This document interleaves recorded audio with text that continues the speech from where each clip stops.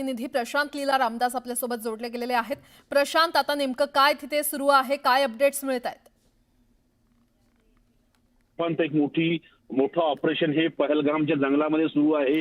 यामध्ये जर बघितलं आपण तर भारतीय लष्कर आहे, याशिवाय जम्मू काश्मीर पोलीस आहे, त्याशिवाय पॅरा कमांडोज आहे, याशिवाय जर बघितलं तर निमलष्करी दलाचे सैनिक आहेत। हे सगळ्यांच्या संयुक्त इथे ऑपरेशन सुरू आहे आणि जेही 6 पेक्षा जास्त जे दहशतवाद्यांनी काल पहलगामच्या निष्पाप पर्यटकांवरती जे हल्ला केला आणि त्यांचा जीव घेतला, त्या सगळ्यांवरती कठोर कारवाई करण्यासाठी भारतीय लष्कर सज्ज झालेलं आहे। आणि त्यामुळे काल रात्रीपासूनच संपूर्ण या परिसरामध्ये मोठी मोहीम राबवली जात आहे, ऑपरेशन राबवलं जात आहे आणि काही ठिकाणी सध्या चकमक सुरू असल्याची माहिती पुढे आलेली आहे। आणि लवकरात लवकर या ज्याही दहशतवाद्यांनी मोठा निष्पाप पर्यटकांवरती हल्ला केला, त्यांचा जीव घेतला, त्या सगळ्यांना यमदस्ती पाठवण्याचा प्रयत्न भारतीय लष्कराचा आहे। त्यासाठी एकीकडे ऑपरेशन सुरू आहे, दुसरीकडे जर बघितलं आपण दिल्लीमध्ये बैठकांचे सत्र सुरू आहे। यापूर्वी केंद्रीय संरक्षण मंत्री राजनाथ सिंग हे जे आहेत, हे संरक्षण मंत्रालयाच्या ज्येष्ठ अधिकाऱ्यांची बैठक हे राजधानी दिल्लीत आपल्या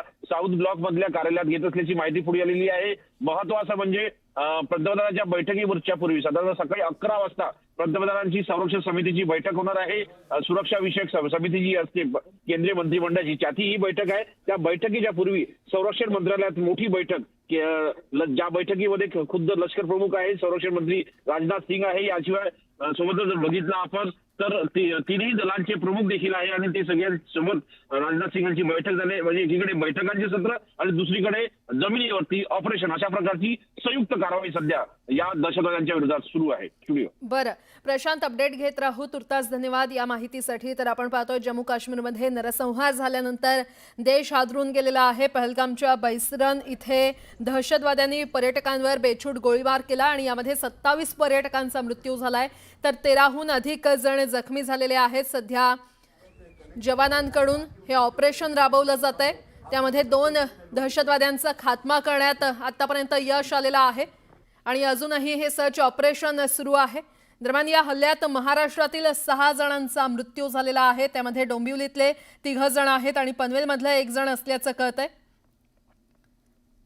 तर मिळालेल्या माहितीनुसार पोलिसांच्या वेशात हे दहशतवादी आले होते आणि त्यांनी पर्यटकांना गाठून त्यांना नाव आणि धर्म विचारला आणि त्यानंतर हा गोळीबार करण्यास सुरुवात केली। काश्मीरमध्ये काल संध्याकाळच्या सुमारास हा नरसंहार झाला आणि या हल्ल्यात 27 पर्यटकांचा आतापर्यंत मृत्यू झाला असल्याचं कळतंय।